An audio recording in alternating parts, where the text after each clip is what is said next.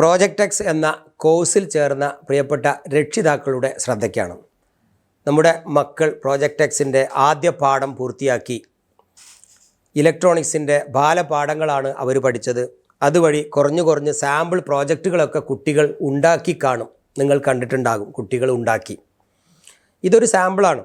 ഇതിൽ നിന്ന് നമുക്ക് ഒരു കാര്യം മനസ്സിലായി, കുട്ടികൾക്ക് ഇത് പഠിക്കാൻ പറ്റുമെന്ന് നിങ്ങൾക്ക് ബോധ്യമായി. ഞങ്ങൾക്കും അല്ലെങ്കിൽ ProjectXൻ്റെ ടീമിനും അത് ബോധ്യമായി. നിങ്ങളുടെ മക്കൾക്ക് ഈ പ്രായത്തിൽ തന്നെ ഇലക്ട്രോണിക്സ് ബേസിക് അല്ലെങ്കിൽ ഇത്തരം പാർട്സുകളെക്കുറിച്ച് താല്പര്യമുണ്ട് എന്നും മനസ്സിലായി. ഇങ്ങനെ ഒരു താല്പര്യം ജനിപ്പിക്കലാണ് ആദ്യത്തെ ഈ കോഴ്സ് കൊണ്ട് ഉദ്ദേശിക്കുന്നത്. നിങ്ങളുടെ കുട്ടിക്ക് ഇനിയും തുടർന്ന് പഠിച്ചാൽ ഒരുപാട് കാര്യങ്ങൾ ചെയ്യാൻ പറ്റും. ഇതൊരു സാമ്പിളാണ് ഇപ്പോൾ ചെയ്തത് അല്ലേ? ഈ സാമ്പിൾ പഠനത്തിൽ നിന്നും കുട്ടികളുടെ താല്പര്യം മനസ്സിലാക്കി അടുത്ത സ്റ്റെപ്പിലേക്ക് നിങ്ങൾ മാറിയാൽ, അടുത്ത കോഴ്സിലേക്ക്, അടുത്ത സ്റ്റെപ്പിൻ്റെ ട്രെയിനിങ്ങിലേക്ക് കുട്ടി വന്നു കഴിഞ്ഞാൽ ധാരാളം ഉൽപ്പന്നങ്ങൾ ഇനി കുട്ടികൾക്ക് നിർമ്മിക്കാൻ പറ്റും. ഇതിൻ്റെ അടുത്ത ലെവലിൽ ഇലക്ട്രോണിക്സിൻ്റെ ഒരുപാട് കമ്പോണൻസ് കൊടുക്കും. ഇപ്പോൾ കുറച്ച് കമ്പോണൻസാണ് കിട്ടി അല്ലേ?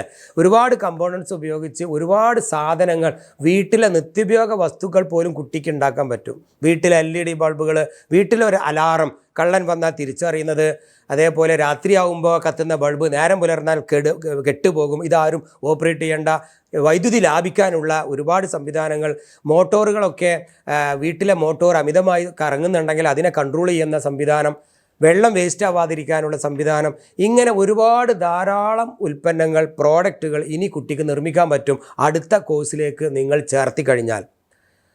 അതല്ല ഇവിടം വെച്ച് അവസാനിപ്പിക്കുകയാണെങ്കിൽ നിങ്ങൾക്കിത് നഷ്ടമാണ്. ഇതുകൊണ്ട് കുട്ടിക്ക് യാതൊരു നേട്ടവും ഉണ്ടാവില്ല തുടർന്ന് പഠിച്ചില്ലെങ്കിൽ.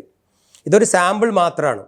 അപ്പോൾ രണ്ടാം ഘട്ടത്തിലേക്ക് നിങ്ങൾ പ്രവേശിക്കുകയാണെങ്കിൽ ഒരുപാട് വർക്ക്ഷോപ്പുകളിൽ നിങ്ങൾക്ക് പങ്കെടുക്കുക, ഒരുപാട് സർട്ടിഫിക്കറ്റ് പരിപാടിയിൽ പങ്കെടുക്കുക, ഡ്രോണ് പോലെ, റോബോട്ട് പോലുള്ള ഒരുപാട് ഉൽപ്പന്നങ്ങളുടെ പ്രദർശനത്തിൽ നിങ്ങൾക്ക് പങ്കെടുക്കുക. ആ മേഖല പഠിക്കണേ അങ്ങനെ പഠിക്കാം. 10ാം ക്ലാസ്സിലും +2-നൊക്കെ നല്ല മാർക്ക് മേടിക്കുക. എൻജിനീയറിംഗ് ലെവലിലേക്ക് നിങ്ങൾക്ക് ഉയർന്ന് മുന്നോട്ട് പോകാം.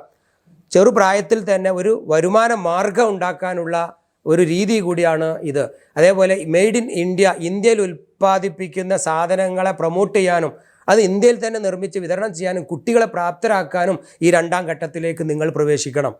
ഇങ്ങനെ നമുക്ക് ഒരു മെയ്ഡ് ഇൻ ഇന്ത്യ എന്ന് പറയുന്ന ഉൽപ്പന്നങ്ങൾ ഉണ്ടാക്കിക്കൂടെ? പലതും ചൈനയിൽ നിന്നല്ല കൊണ്ടുവരുന്നത്. നമ്മൾ LED ബൾബ് പോലും ഇപ്പോൾ എവിടെ നിന്നാണ് വരുന്നത്?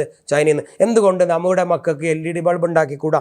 ഇങ്ങനെ ഓരോ സാധനങ്ങളും ഉണ്ടാക്കി പഠിക്കുന്ന ഒരു സംവിധാനമാണ് സെക്കൻഡ് മൊഡ്യൂൾ അല്ലെങ്കിൽ തേർഡ് മൊഡ്യൂൾ എന്നൊക്കെ പറയുന്ന 2ാം ഘട്ടം 3ാം ഘട്ടം പഠനവും.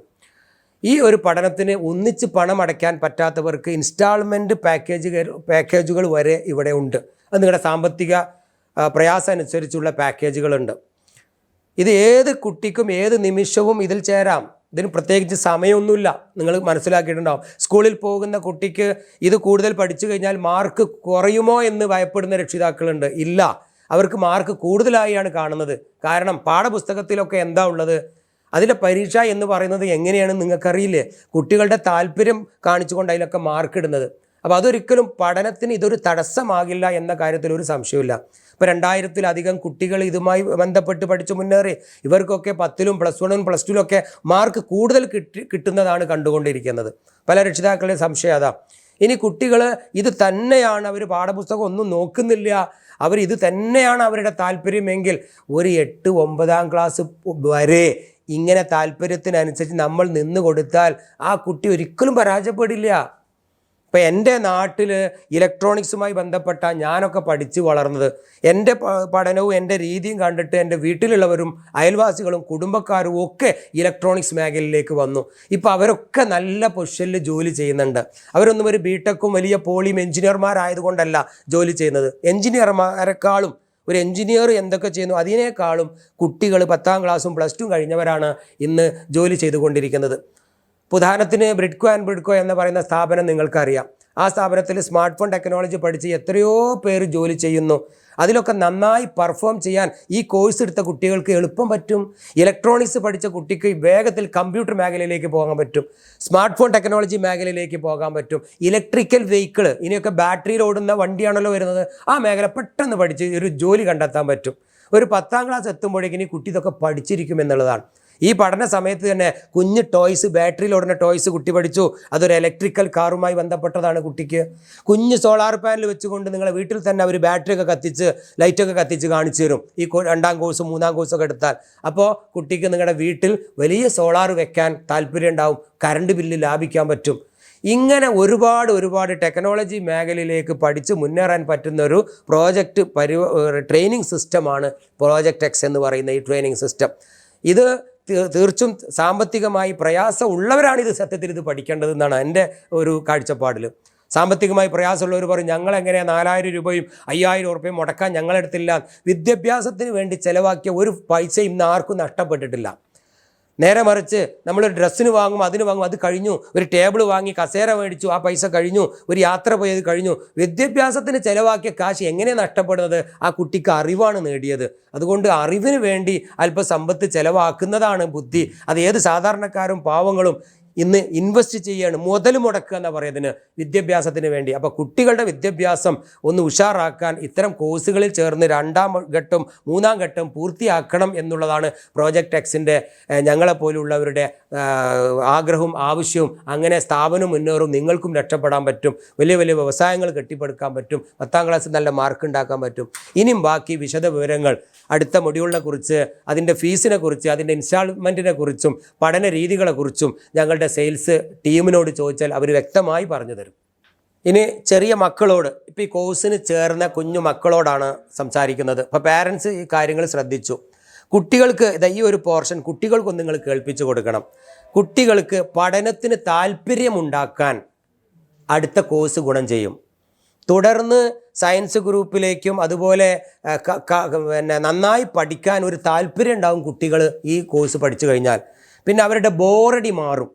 എന്തെങ്കിലും കളിപ്പാട്ടം ഉപയോഗിച്ച് കളിക്കുന്നതിന് പകരം ഇങ്ങനത്തെ സാധനങ്ങളുടെ കളിപ്പാട്ടം കുട്ടികൾക്ക് ഉണ്ടാക്കിക്കൂടെ? എത്ര രസകരമായിട്ട് മൾട്ടി കളർ LED കൊണ്ട് എന്തെല്ലാം ചെയ്യുന്നുണ്ട്. നിങ്ങൾക്കൊരു മ്യൂസിക് ഉണ്ടാക്കണോ, ഒരു പാട്ട് പാടണോ, ഇന്ന് ഉണ്ടാക്കാൻ പറ്റുമോ? ഒരു ടോയ്സ് കാർ സ്വന്തമായി പാർട്സ് വാങ്ങി അസംബിൾ ചെയ്ത് റിമോട്ടിൽ മൊബൈൽ ഫോണിൽ നിങ്ങൾക്കൊരു കാർ ഓടിച്ചൂടെ? അതിനെന്തിനാണ് കടയിൽ പോയി റെഡിമെയ്ഡായിട്ട് 500ഉം 1000 രൂപയുടെ റിമോട്ട് കാർ വാങ്ങണം?